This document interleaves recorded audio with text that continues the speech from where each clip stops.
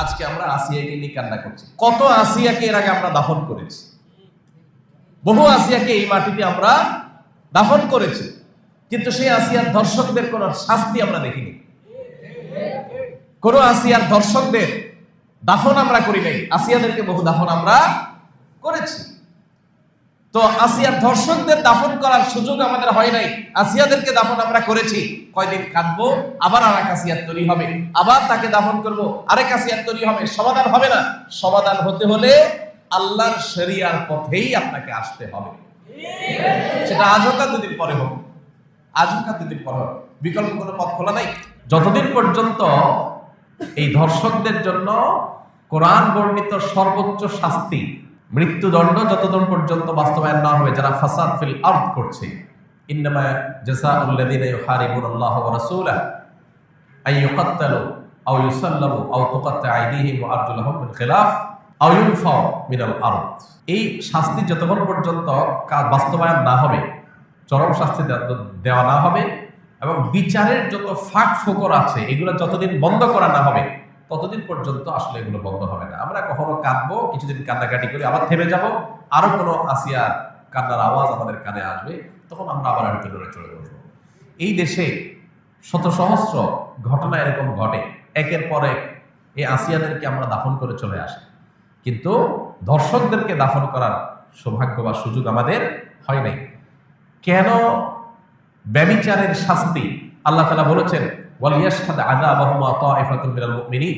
ব্যভিচারের শাস্তি যে কার্যকর হবে এটা যেন প্রত্যক্ষভাবে হয়, মানুষের উপস্থিতিতে যেন হয়। কেন বলেছে? কারণ মাকাসিদুশ শরিয়া বা শরিয়ার উদ্দেশ্যই হলো মানুষের জীবন, সম্পদ, ঈমান, মানুষের পরিবার, এই সব কিছুর হেফাজত এবং সংরক্ষণ। এই জন্য শরিয়াতে এসেছে। এই জন্য যেই অপরাধের শাস্তি প্রত্যক্ষ হলে সমাজ সোজা হয়ে যাবে, অপরাধীরা সোজা হয়ে যাবে, সেটাকে প্রত্যক্ষ করতে বলেছে শরীয়ত। সেটার বাস্তবায়ন যদি হয় তাহলে ইনশাআল্লাহ আসিয়াদের কান্না আর আমাদের শুনতে হবে না। মানব রচিত বিধিবিধান দিয়ে আজকে হয়তো একটা ফাঁক বন্ধ করবেন, কালকে আর 5টা ফাঁক তৈরি হবে। চিরতরে ফাঁক বন্ধ করা সম্ভব হয় না। ফাঁক ফোকর জন্য বন্ধ করতে হয় যাতে করে অপরাধী কোনোভাবে পার না পায়, তাহলে আমাদেরকে অবশ্যই শরিয়া আইন বাস্তবায়ন করার দিকে যেতে হবে। কোন মুসলমান যদি শরিয়ার আইন বাস্তবায়ন না চায় সে মুসলমানই না। আপনি যদি বলেন যে আমি শরিয়া চাই না, শরিয়া দ্বারা শাসিত হোক আমার দেশ বা আমি নিজে এটা চাই না, তাহলে আপনি নিজেকে মুসলমান দাবি করার কোনো নৈতিক অধিকার নাই। শরিয়া এটা শুধুমাত্র চুমু খাওয়ার জন্য আসে নাই। আপনি পারছেন না শরিয়া দ্বারা শাসিত হতে, অপরাধ বোধ আপনার মধ্যে আছে যে আমি পারতেছি না বা আমরা পারতেছি না, এটা একটা লেভেল পর্যন্ত চলে। কিন্তু আপনি চান না, পছন্দ করেন না, এটা চলে না। এটা মানে আপনি বিদ্রোহ করলেন, অস্বীকার করলেন, ঈমান থেকে খারিজ হওয়ার মতো বিষয়। এই জন্য ভাই, মানুষ, আমরা উন্নত পৃথিবীর উন্নত দেশগুলোতে জানি যে প্রচুর পরিমাণে সেখানে তাদের আপনার টেকনোলজিক্যাল সাপোর্ট আছে, তাদের কাছে অপরাধীদেরকে শনাক্ত করার হাজারটা সিস্টেম আছে, কিন্তু যেই পরিমাণ ধর্ষণের ঘটনা এই সমস্ত দেশেও ঘটে, আপনি অনলাইনে একটু সার্চ দিলে দেখতে পাবেন যে কোনোভাবেই সেগুলো তারা থামাতে পারছে না। কর্মস্থল থেকে নিয়ে শিক্ষা প্রতিষ্ঠান পর্যন্ত কোনো জায়গায় তাদের নিরাপদ না। নারীর নিরাপত্তা নিশ্চিত করবার জন্য শুধুমাত্র ইসলামের শরিয়ার বাস্তবায়নই না, ইসলামী বিধিবিধান এবং ইসলামী যে লাইফস্টাইল সেটা ফলো করা জরুরি।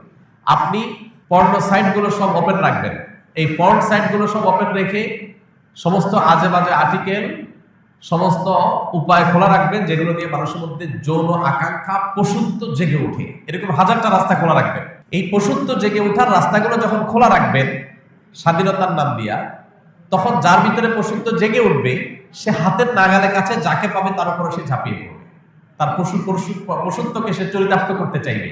এই ধর্ষকের পশুত্বকে জাগিয়ে তোলার জন্য, এটাকে জাগ্রত করবার জন্য যে সমস্ত উপায়গুলো কাজ করছে সেগুলোতে আমাদের হাত দিতে হবে, সেগুলো থামাতে হবে। এত শব্দ সংবাদের মধ্যে একটা আনন্দের সংবাদ যে সরকারিভাবে সব পর্ন সাইটগুলো বন্ধ করার ডিসিশন হয়েছে, আমরা শুনেছি পত্র পত্রিকার মাধ্যমে।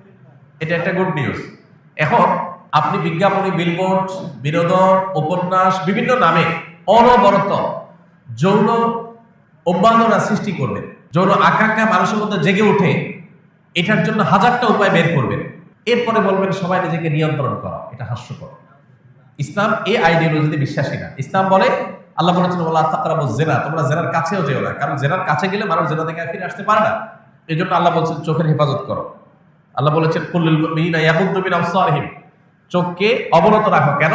কারণ চোখ দিয়ে তুমি যদি বিজ্ঞাপনে, বিলবোর্ডে, পত্রিকার পাতায়, মোবাইল স্ক্রিনে, অনলাইনে, অফলাইনে কোনো পরনারীর সৌন্দর্য তুমি অবলোকন করো, অবলোকন করার পর তোমার মনের ভিতরে অস্থিরতা আসবে, তোমার মনের ভিতরে যৌন আকাঙ্ক্ষা চরিতার্থ করার চাহিদা জেগে উঠবে। এই যে জেগে উঠবে, এই জেগে ওঠার পর এটাকে নিয়ন্ত্রণ করাটা কঠিন কাজ, সবাই পারে না, কেউ পারে, কেউ অ্যাক্সিডেন্ট করে।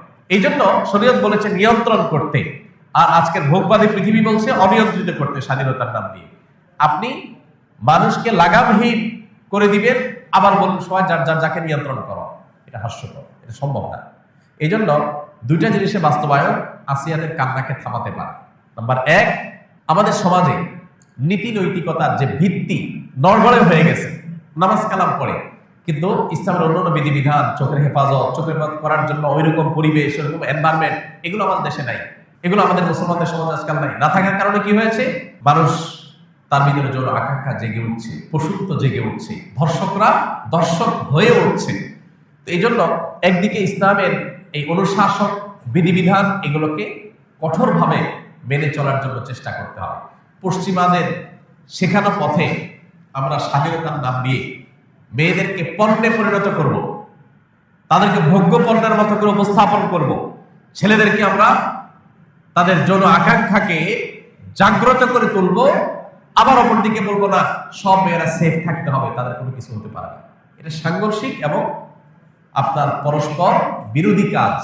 এই জন্য একদিক থেকে ইসলামের অনুশাসন মানতে হবে, নীতি নৈতিকতা, এটা আমাদের সমাজে চর্চা বাড়াতে হবে। আর অপর দিকে এ ধরনের অপরাধকে সংগঠন করলে তার জন্য কোরআনের দেওয়া সর্বোচ্চ শাস্তি প্রকাশ্যে বাস্তবায়ন করতে হবে।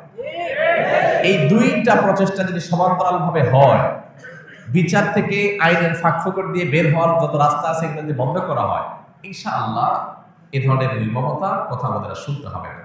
আল্লাহ আমাদেরকে সে সুদীর দান করুন। আমরা যেন এই সমস্ত অনাচার, এই সমস্ত অবিচার, এগুলো থেকে আমাদের সমাজটাকে মুক্ত করতে পারি, সেই তৌফিক আল্লাহ তাআলা দান করুন।